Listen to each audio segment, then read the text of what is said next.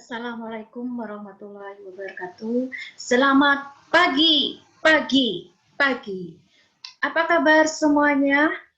Master siap beraksi, jujur, kompeten, berdaya.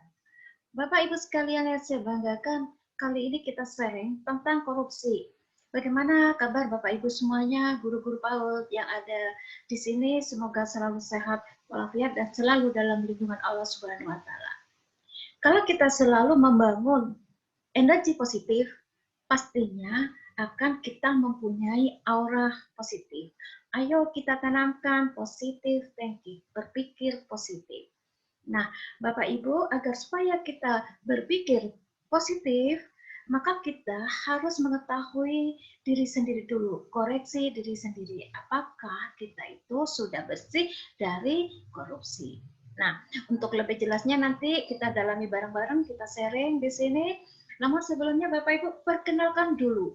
Nama saya Siti Sunarsi, saya sering dipanggil Ibu Asi, yang artinya adalah A itu aku, S itu suka, I itu Indonesia, dan H itu hebat. Jadi ASI itu adalah aku suka Indonesia hebat. Kenapa aku suka Indonesia hebat? Karena kalau Indonesia hebat, pastinya Indonesia itu sudah aman dari korupsi. Nah, untuk lebih jelasnya, mari agar supaya pertemuan kali ini, pembahasan kali ini kita selalu diberi petunjuk oleh Allah Subhanahu wa taala dan diberi kelancaran serta kesuksesan serta bermanfaat bagi kita semua. Mari kita awali dengan berdoa, menundukkan kepala sejenak, kita khusyuk memohon pada Allah supaya diberi kelancaran. Berdoa mulai. Berdoa selesai, saya lanjutkan dengan pengertian korupsi dan faktor serta teori penyebab korupsi. Ya, saya pikir Bapak Ibu guru-guru PAUD yang ada di sini semuanya ini sudah ada yang mengetahui apa itu korupsi, dan insya Allah Bapak Ibu tidak akan melakukan hal ini pastinya, apalagi nanti kalau sudah tahu tentang artinya. What korupsi? Korupsi secara etimologi itu berasal dari bahasa Latin, yaitu corrupere, korupsi, corruptio atau corruptus. Itu ya. Dari bahasa Latin tersebut kemudian diadopsi oleh beberapa bangsa di dunia. Beberapa bangsa di dunia yang memiliki istilah tersendiri mengenai korupsi. Selanjutnya Bapak Ibu, etimologi. Secara etimologi itu ada beberapa bahasa yang menjelaskan tentang pengertian korupsi. Bahasa Inggris, korupsi itu adalah corruption atau korup yang artinya jahat, rusak, dan curang. Kalau bahasa Perancis, corruption, yaitu rusak. Dan selanjutnya bahasa Belanda. Bahasa Belanda menyatakan bahwa korupsi itu adalah korupsi atau korupsi. Istilah yang dipakai di Indonesia tentang korupsi ini adalah merupakan turunan dari bahasa Belanda. Ada beberapa pendapat dari pakar dan teori, di antaranya David M.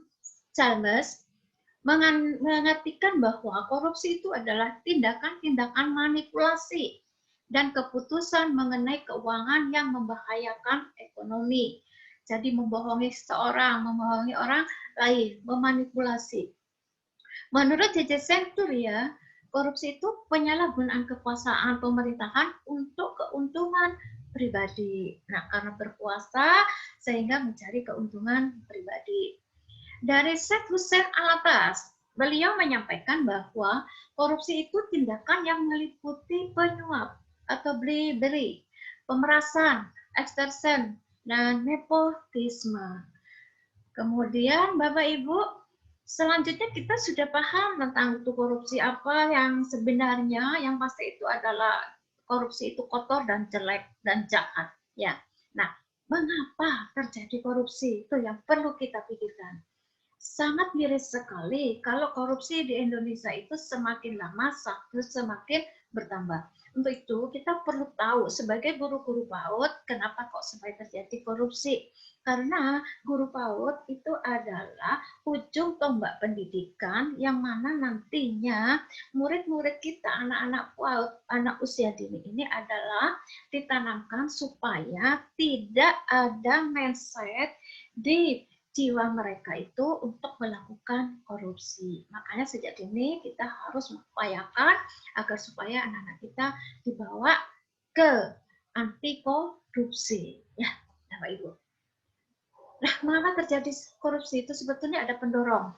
Faktor pendorong korupsi yang pertama pembenar. Ya, merasa benar dirinya yang paling benar. Orang lain itu salah, sekalipun itu melanggar undang-undang korupsi. Kemudian yang kedua, adanya kesempatan. Kesempatan, adanya peluang yang mana di awalnya tidak ada niatan untuk melakukan korupsi. Akan tetapi karena ada kesempatan, nah ini tidak ada yang punya nih, biar saya ambil aja, padahal itu bukan haknya. Itu adalah kewenangan pemerintah yang harus dilaporkan dan ada sistematikanya serta aturan-aturannya. Nah, itu ya, terjadinya korupsi salah satunya adalah karena kesempatan. Yang ketiga, korupsi itu terjadi karena adanya tekanan. Tekanan-tekanan pada diri seseorang. Tekanan ini bisa berasal dari diri sendiri, bisa dari orang lain. Contoh nih, kalau dari diri sendiri, ketika kita bekerja, misalnya kita ada hak di situ, tapi juga ada hak orang lain. Ketika kita membicarakan hak orang lain, kita memanipulasi kwitansi misalnya. Ya, nah kenapa begitu? Karena kebutuhan ekonomi kita diri sendiri itu merasa kurang. Kemudian yang dari eksternal atau dari luar ada tekanannya seperti apa? Contoh gini, ada seorang bapak, dia menjabat di suatu pemerintahan. Nah, di lingkungan keluarga di situ seorang istri selalu menuntut, misalnya ya, selalu menuntut keinginan dan kebutuhannya selalu harus dipenuhi. Contoh sudah punya rumah, pengen rumah tingkat, nah, sudah punya mobil, pengen pesawat, dan seterusnya. Sehingga sang suami segala cara dilakukan, salah satunya melakukan korupsi dalam pemerintahan, dalam jabatan yang dia pegang, karena berkuasa. Ya. Ada beberapa dari Jack Golome, yaitu dari Gone Theory, beliau menyatakan bahwa Gone Theory itu adalah G, greed atau keserakahan, O, opportunities atau kesempatan, need, N itu needs atau kebutuhan, dan E, exposure atau pengungkapan. Nah, munculnya korupsi ini karena ada keserakahan, ya, serakah, tidak merasa bersyukur apa yang diterima. Kemudian karena ada kesempatan seperti tadi yang saya sampaikan, karena kebutuhan ekonomi yang mendesak atau tekanan-tekanan ekonomi. Karena diungkapkan, ada pengungkapan dari dirinya sendiri atau dari orang lain yang bisa mempengaruhi akan terjadinya korupsi. Aspek penyebabnya ada aspek administrasi, individu, dan sosbud. Kenapa aspek administrasi ini merupakan penyebab dari terjadinya korupsi? Karena administrasi yang tidak ada keteladanan dari pimpinan, maka banyak hal penyelewengan administrasi yang pasti akan dilakukan. Selain itu, sistem akuntabilitasnya kurang memadai, pertanggungjawabannya kurang memadai. Sistem pengendalian manajemennya lemah, tidak ada controlling di situ, evaluasinya kurang pas. Kemudian ketidakjelasan definisi dan standar operasional, serta prosedur administrasi yang berbelit-belit sehingga semua memberi kesempatan kepada layanan untuk melakukan korupsi di situ dan kurangnya keterbukaan informasi. Ya. Kemudian dari faktor aspek penyebab yang lain adalah individu. Dari individu, penghasilannya kurang memadai misalnya karena merasa tidak bersyukur, ya serakah tadi, kebutuhan hidup yang mendesak, tekanan gaya hidupnya konsumtif, malas atau tidak mau bekerja keras, sifat tamak, ajaran agamanya kurang diterapkan. Ya. Kemudian yang terakhir sosbud, yaitu sosial budaya. Ini adalah penyebab dari terjadinya korupsi. Kenapa sosbud merupakan penyebabnya? Misalnya hubungan antara politisi, pemerintah, dan organisasi serta non-pemerintah itu akan mengakibatkan kalau tidak kondusif, tidak komitmen, tidak akuntabel, maka semuanya akan terjadi uh, aplikasi tentang korupsi. Kultur yang cenderung permisif, yaitu kultur itu budaya, yang mana kalau sudah budayanya seperti kurang tertib, selalu administrasinya dibuat manipulasi, dan seterusnya, kalau sudah putus susah memang dirubah. Makanya ayo kita berantas, teman-teman, supaya tidak berlarut-larut korupsi ini dimulai dari kita. Masyarakat kurang peduli terhadap permasalahan korupsi, serta penggeseran nilai logika, sosial, dan ekonomi. Baik, 30 delik pidana korupsi. Ini ada undang-undangnya nomor 31 tahun 1999, contoh Undang-Undang nomor 20 tahun 2001. Dalam undang-undang tersebut, delik pidana korupsi itu ada 30, akan tetapi dikelompokkan menjadi 7 terkait. Yang pertama, kerugian uang negara. Yang kedua, suap menyuap. Yang ketiga, penggelapan dalam jabatan. Keempat, perbuatan pemerasan. 5, perbuatan curang. 6, benturan kepentingan. Dan yang ketujuh adalah gratifikasi. Ini adalah jenis-jenis daripada korupsi menurut Undang-Undang Nomor 31 Tahun 1999, Undang-Undang Nomor 20 Tahun 2001. Kerugian keuangan negara. Orang yang secara melawan hukum melakukan perbuatan memperkaya diri sendiri atau orang lain, ya. Kemudian suap menyuap, memberi sesuatu atau hadiah atau janji kepada pegawai negeri atau penyelenggara negara, dan sebaliknya penyelenggara negara memberi hadiah kepada pegawai negeri. Memberi suatu hadiah janji pada hakim atau advokat, kalau misalnya kasusnya bisa diselesaikan dengan ringan, nah itu dia sudah membuka jalan untuk berbuat korupsi dalam bentuk suap menyuap. Penggelapan dalam jabatan, pegawai negeri atau selain pegawai negeri yang menggelapkan, membiarkan orang lain mengambil, atau menggelapkan uang atau surat berharga, atau membantu dalam melakukan perbuatan tersebut. Jadi digelapkan, padahal itu adalah anggaran pemerintah. Surat-surat berharga yang ada di pemerintahan disimpan, disembunyikan. Nah, Bapak Ibu, selanjutnya perbuatan pemerasan nih. Pegawai negeri atau penyelenggara negara yang, ini yang dikatakan pemerasan, menyalahgunakan kekuasaannya, memaksa seseorang memberikan sesuatu, membayar atau menerima pembayaran dengan potongan, atau untuk mengerjakan sesuatu bagi dirinya. Nah, ini salah satu contoh pungli ya, Bapak Ibu. Bapak Ibu, saya kira sudah tahu ini tentang pungli di jalan, sebagaimana yang kita lihat di televisi maupun di medsos ataupun di mana saja. Dan mohon maaf ini, misalnya kita ditilang, di stop oleh Bapak polisi, ditilang, ternyata di situ dapat diselesaikan di tempat, misalnya Bapak polisinya menyarankan, ini kalau Ibu mau bayar sekian, nanti tidak akan saya tilang. Nah, karena di situ ada penekanan pembayaran, maka Bapak polisi tersebut sudah melakukan pembuatan pemerasan. Selanjutnya Bapak Ibu, perbuatan curang.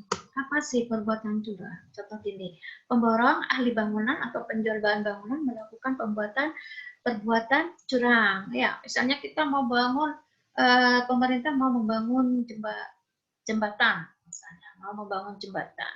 Sudah jelas anggarannya dan penggunaannya di situ, akan tetapi di situ pemborong ahli bangunannya melakukan perbuatan curang, misalnya dengan bermain markup kwitansi di situ, yang harusnya jumlah sekian ratus juta misalnya hanya digunakan puluhan juta. Nah, di situ merupakan perbuatan curang. Nah, itu sangat berdampak sekali juga semuanya pada masyarakat, sehingga kualitas dari jembatan tersebut tidak akan maksimal karena ada pemborong itu melakukan perbuatan curang. Benturan kepentingan dalam pengadaan. Contoh nih, pegawai negeri penyelenggara negara langsung atau tidak langsung pada saat ditugaskan mengurus, mengawasi, turut serta dalam pemborongan pengadaan atau persewaan. Padahal itu bukan urusannya mereka. Sehingga di sini ada tumpang tindih yang memang menyelenggarakan pengadaan sendiri, kemudian ada yang ikut campur di dalamnya, sehingga semuanya akan bentrokan, ada jadi benturan-benturan. Nah, yang terakhir, gratifikasi. Pegawai negeri atau penyelenggara negara menerima gratifikasi yang berhubungan dengan jabatan dan berlawanan dengan kewajiban atau tugasnya dan tidak melaporkan ke KPK dalam waktu 30 hari sejak diterima gratifikasi tersebut. Kira-kira apa ya contohnya gratifikasi ini ya?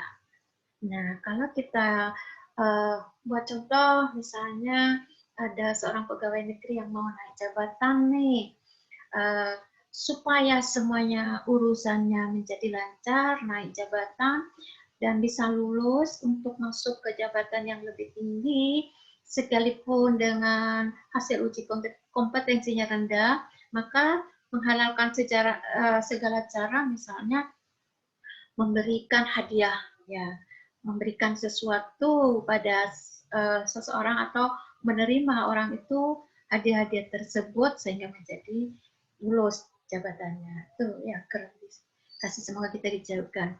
Tipologi suap, pemerasan, dan gratifikasi. Ini perbedaan ada tiga, ada suap, pemerasan, dan gratifikasi. Apa itu suap? Suap ini penekanannya pada melakukan sesuatu. Jadi seseorang yang melakukan sesuatu. Kemudian pemerasan, ya itu meminta, ya karena meminta. Kemudian gratifikasi itu lebih penekanannya pada menerima. Bapak Ibu ya, jadi intinya suap itu melakukan sesuatu, kalau pemerasan itu meminta sesuatu, kalau gratifikasi itu menerima sesuatu. Nah, ini penjelasannya lebih jauh, gratifikasi dan suap dan pemerasan. Bapak Ibu, suap itu adalah seseorang dikatakan menerima suap jika yang menerima sesuatu atau janji. Sedangkan ia mengetahui patut dapat menduga bahwa pemberian sesuatu atau janji itu dimaksudkan supaya berbuat sesuatu atau tidak berbuat sesuatu dalam tugasnya yang berlawanan dengan kewenangan atau kewajibannya yang menyangkut kepentingan umum, pasal 3 Undang-Undang Nomor 3 tahun 1980. Lalu apa itu gravitasi? Nah, kalau gravitasi ini pemberian dalam arti luas ya. Kemudian yakni meliputi pemberian uang, barang, rabat, diskon, komisi, pinjaman tanpa bunga, dan lain-lain. Selanjutnya, Bapak Ibu, integritas nilai-nilai anti korupsi dan benturan kepentingan. Semua kejadian atau semua tadi jenis-jenis daripada anti korupsi itu bisa kita atasi asalkan dengan catatan, dengan cara kita dimulai dari diri kita sendiri individu harus memiliki integritas ya. Saya harap nanti guru-guru PAUD harus wajib hukumnya memiliki integritas ini.